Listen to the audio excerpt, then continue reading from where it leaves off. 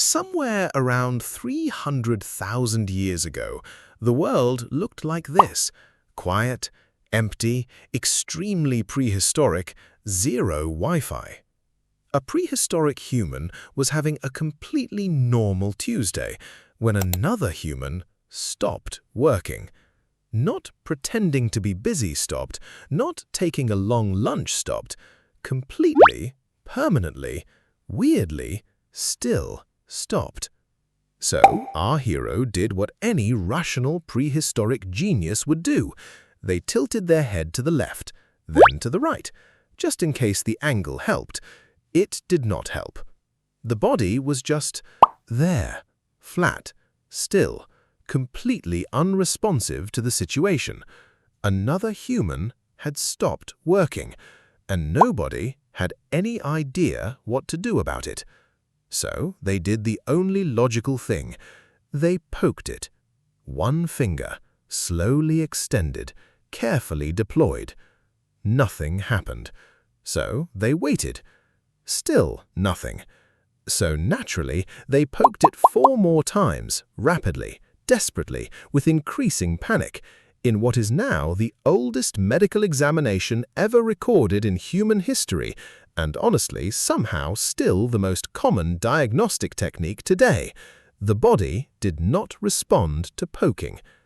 Our hero sat down next to it, stared at the sky, looked back at the body, stared at the sky again, completely, magnificently stumped.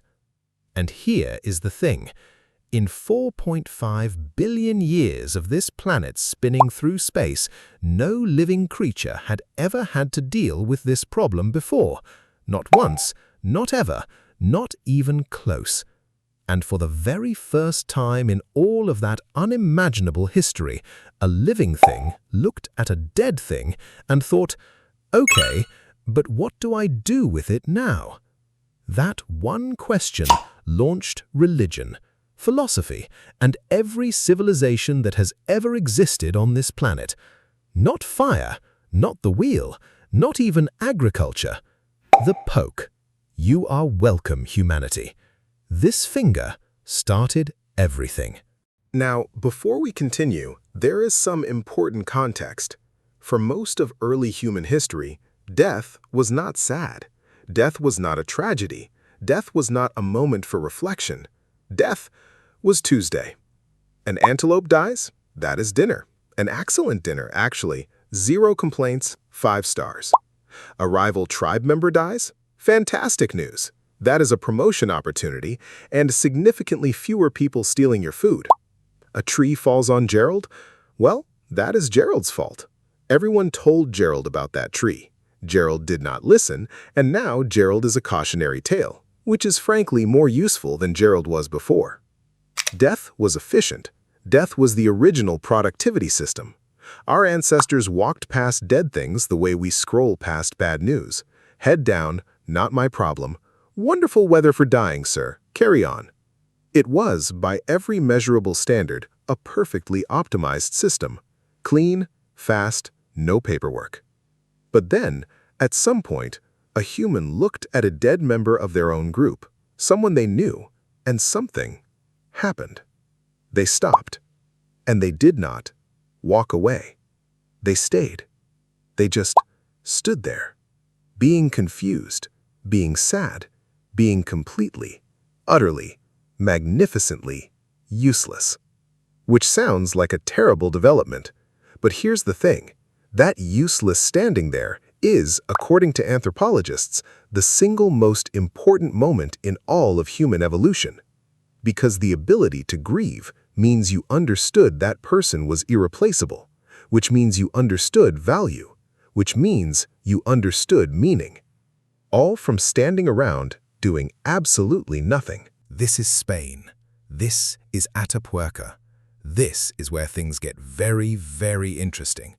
And also very, very old. The people who lived here were not us.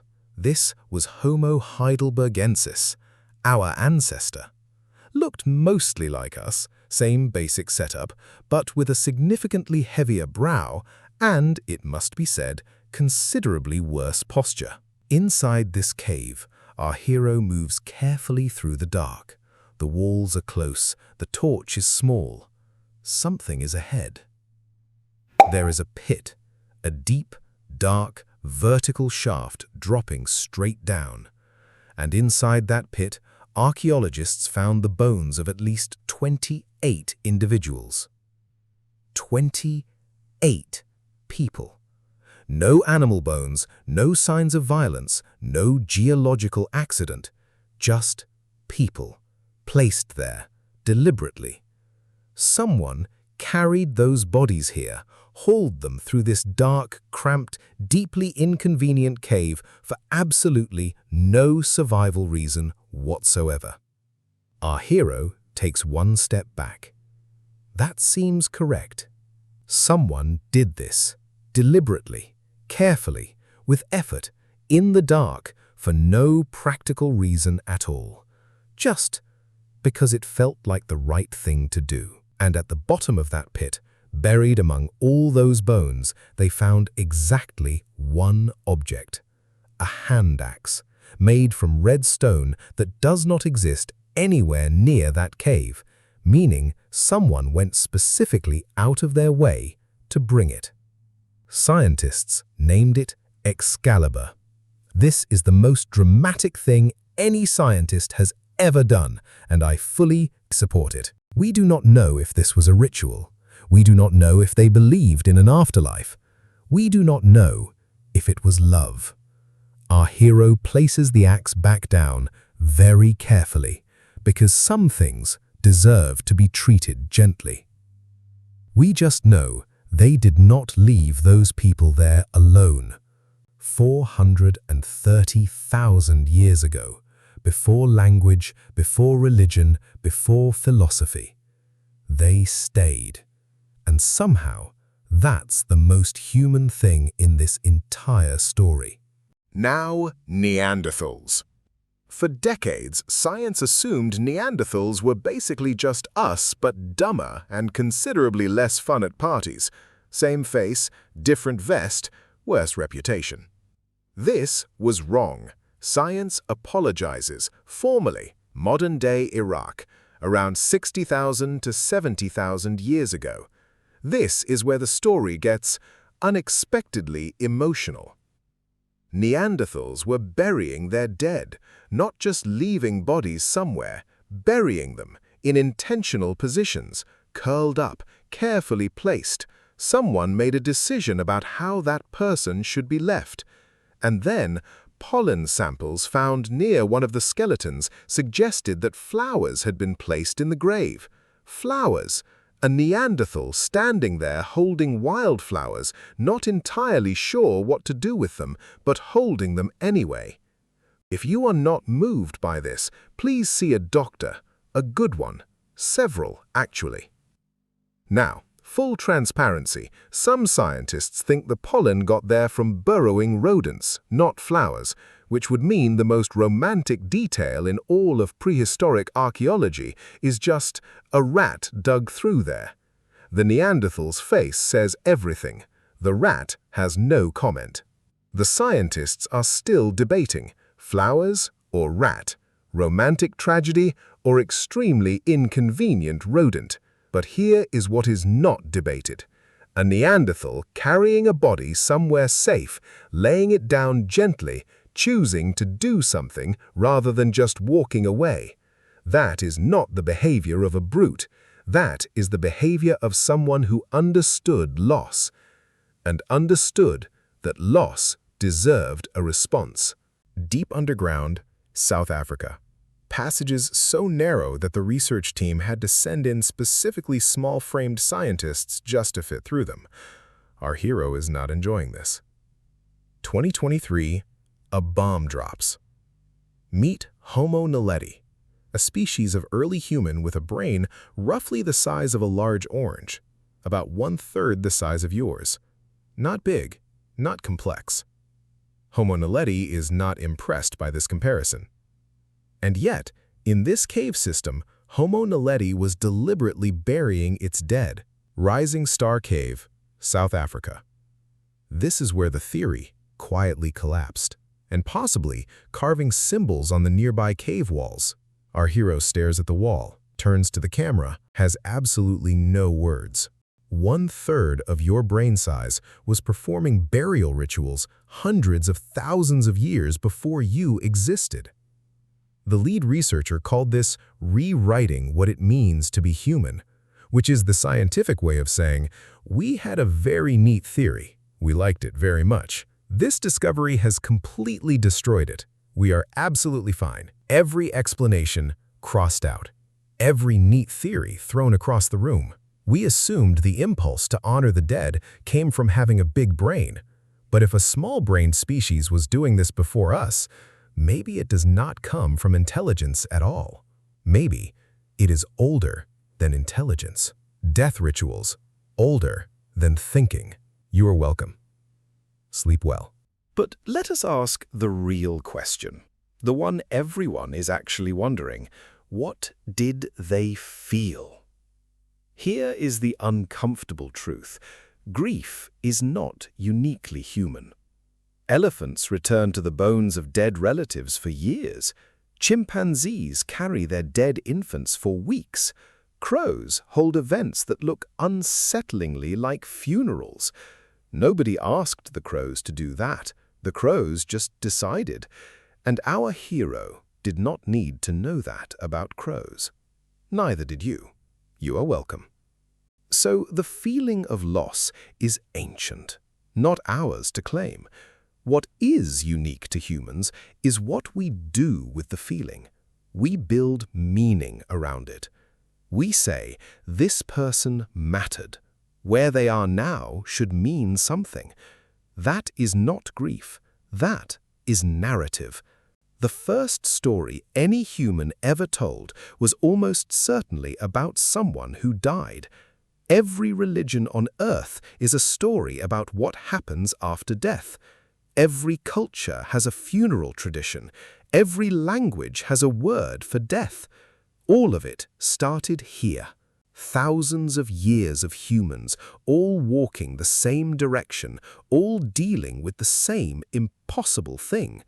And it all started with one very confused prehistoric human standing over a body with a stick, thinking, poking is not working. What is plan B? So, what did early humans actually do with their dead? The answer is fascinatingly, bafflingly, gloriously varied. Red ochre. The oldest known burials across Africa, Europe, and Asia are all covered in the same red mineral pigment. Every continent, independently, same choice. Nobody coordinated this. They all just looked at a dead body and separately, individually, with zero communication, thought, this needs to be redder. We do not fully know why. Best theories include symbolic blood, spiritual protection, preservation, or simply, it looked important and we were doing our best, which is honestly the most human explanation for anything ever. Grave goods. Starting around 100,000 years ago, people began burying their dead with stuff, tools, beads, animal bones, just in case wherever they were going required supplies. At Skhul Cave in Israel, a body was found buried holding the jaw of a wild boar. Why? Unknown.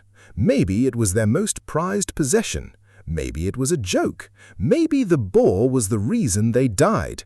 3 equally valid theories, 1 large question mark. This is archaeology. Skull plastering from Jericho. Around 9,000 years ago, people would bury a body, wait for it to fully decompose, which as a personal commitment level is genuinely impressive, then dig it back up, remove the skull, cover it in plaster, paint it, give it new eyes made of shells, and keep it in the house. Our hero holds it at arm's length, expression politely horrified. The skull stares back. Different time, different norms, but the exact same impulse behind it all. Keep them close. Do not let them fully vanish. Here is what all of this means. Every civilization that has ever risen on this planet, built monuments to its dead. Egypt, Mesopotamia, China, Rome, the Americas, every one of them, enormous, expensive, exhausting to build, all for people who would never see them.